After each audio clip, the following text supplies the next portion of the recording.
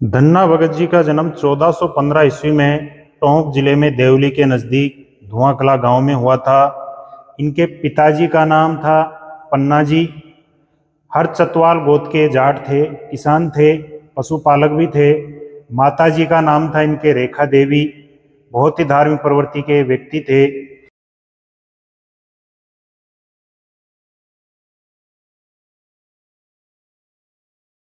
स्थानीय ग्रामीण जन धन्ना भगत का जन्म स्थान फागी में नोखा नाडी चोरू के पास स्थित क्षेत्र को मानते हैं।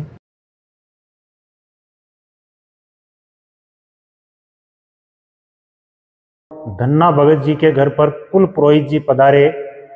कुल पुरोहित जी शालिग्राम जी की पूजा करते थे, तो धन्ना भगत जी ने बड़े ध्यान से इनको देखते थे कि किसकी पूजा पाठ कर रहे हैं। तो धन्ना भगत जी के मन में भी शालिग्राम जी की पूजा करने का भाव पहली बार यहीं से जागृत हुआ।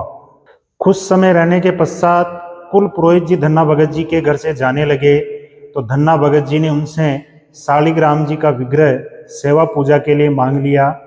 तो कुल पुरोहित जी ने धन्ना जी के आग्रह को स्वीकार करके इनको कहा कि आपको प्रतिदिन सेवा पूजा व भोग लगाना पड़ेगा, फिर ही आप भोजन करोगे। और धन्ना जी को शालिग्राम जी का विग्रह प्रदान। शालिग्राम जी को प्राप्त करने के बाद धन्ना जी प्रतिदिन उनकी सेवा पूजा करके उनको भोग थाल अर्पित करने लगे।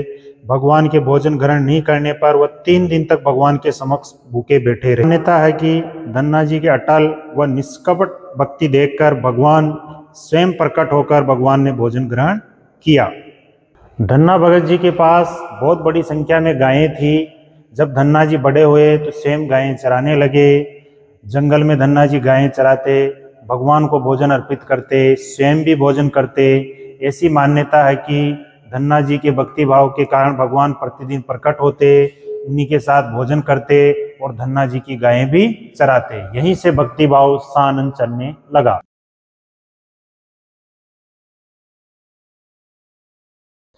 शालिग्राम जी की सेवा पूजा और भोग थाल अर्पित करना धन्ना जी भगत का नियमित क्रम बन गया। शालिग्राम जी की सेवा व इन पर भगवान की कृपा देखकर कुल पुरोहित जी 1 साल बाद पुनः घर आए और भगवान के स्वयं प्रकट होकर इनके हाथों भोजन करने की घटना सुनकर कुल पुरोहित जी ने धन्ना जी भगत से उन्हें भगवान के साक्षात दर्शन कराने की प्रार्थना करी। कुल पुरोहित जी के बार बार आग्रह करने पर धन्ना जी भगत भी उनको गाय चराने अपने साथ ले गए और एक वृक्ष की ओट में उनको बिठा दिया। धन्ना जी भी प्रतिदिन की तरह भगवान को भोजन प्रसादी का भोग लगाए। स्वयं भगवान आए और भोग करने लगे। पेड़ की ओर से कुल पुरोहित जी ने इस दृश्य के दर्शन किए और धन्य हो गए।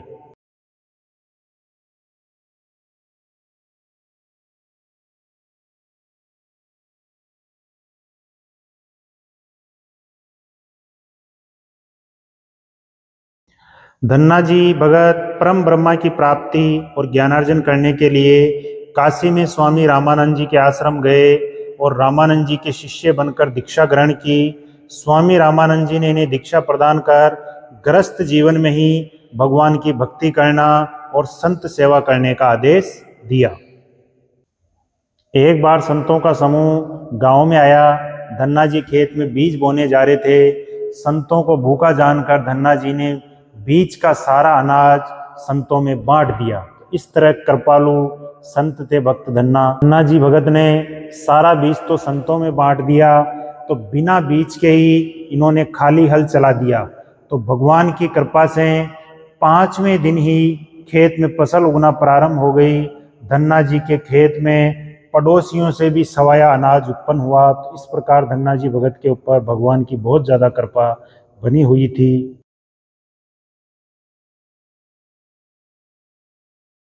जब खेत में अनाज तैयार हो गया, तो जब फसल को बैलगाड़ी में भरकर धन्ना जी भगत घर पे ले जा रहे थे, तो रास्ते में उनको साधु संतों का समूह मिल गया। तो धन्ना जी भगत ने उन्हें विनम्रता पूर्वक प्रणाम किया और एक एक तुम्बा भर के अनाज का दे दिया, जिस पर साधु संतों ने इन्हें खूब फलने फूलने का आशीर्वाद दिया। ऐसी मान्यता है कि एक बार धन्ना जी भगत के खेत में बिना बीज बोए ही तुम्बे उगने लगे। तुम्बों के पक पर तैयार होने पर धन्ना जी ने एक तुम्बे को तोड़कर उसका मुंह खोल के देखा तो उसमें अनाज भरा हुआ निकला।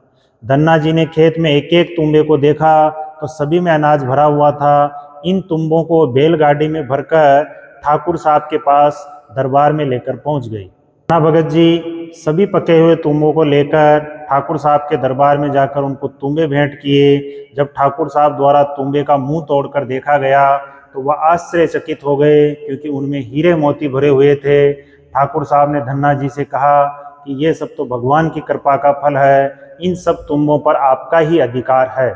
ठाकुर साहब ने तुम्बों में हीरे मोती देखकर धन्ना जी भगत का बहुत आदर सत्कार किया और प्रजा के हित में धन्ना जी के हाथों से ही मोती तालाब खुदवाने का श्री गणेश किया। ठाकुर साहब के आग्रह पर भगवान की कृपा स्वरूप प्राप्त शेष तुम्बों को घर लाकर वे संतों की सेवा में लीन रहने लगे।